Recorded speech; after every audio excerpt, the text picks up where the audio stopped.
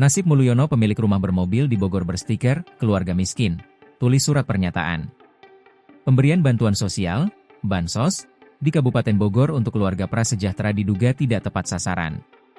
Sebab, rumah dari penerima manfaat dinilai mewah dan bahkan terdapat kendaraan roda 4 yang terparkir.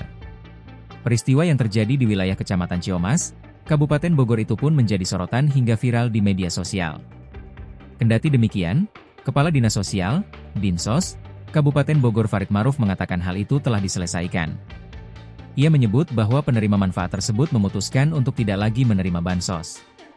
Kasus yang kemarin yang punya mobil per hari ini, yang bersangkutan membuat pernyataan untuk mengundurkan diri sebagai penerima bantuan, ujarnya saat dikonfirmasi tribunnewsbogor.com, Selasa, 25 November 2025. Setelah mengundurkan diri sebagai penerima manfaat, kata dia, warga tersebut tidak akan mendapat bantuan dari pemerintah.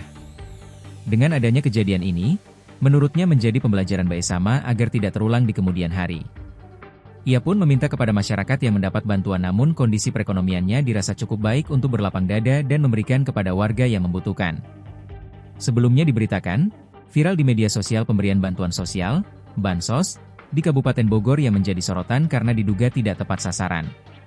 Pasalnya, dalam video yang beredar ketika petugas menempelkan stiker penerima bansos di jendela rumah terdapat hal yang janggal.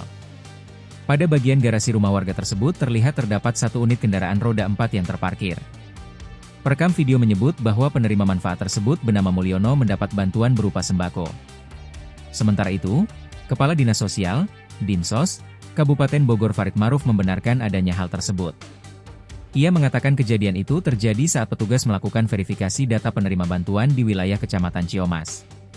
Menurutnya, adanya ketidaksesuaian tersebut bisa saja terjadi karena adanya pertumbuhan ekonomi dari penerima manfaat. Sebab, kata dia, data memiliki sifat yang dinamis sehingga dapat berubah-ubah sehingga perlu dilakukan pembaruan berkala. Download Tribun X sekarang, menghadirkan lokal menjadi Indonesia.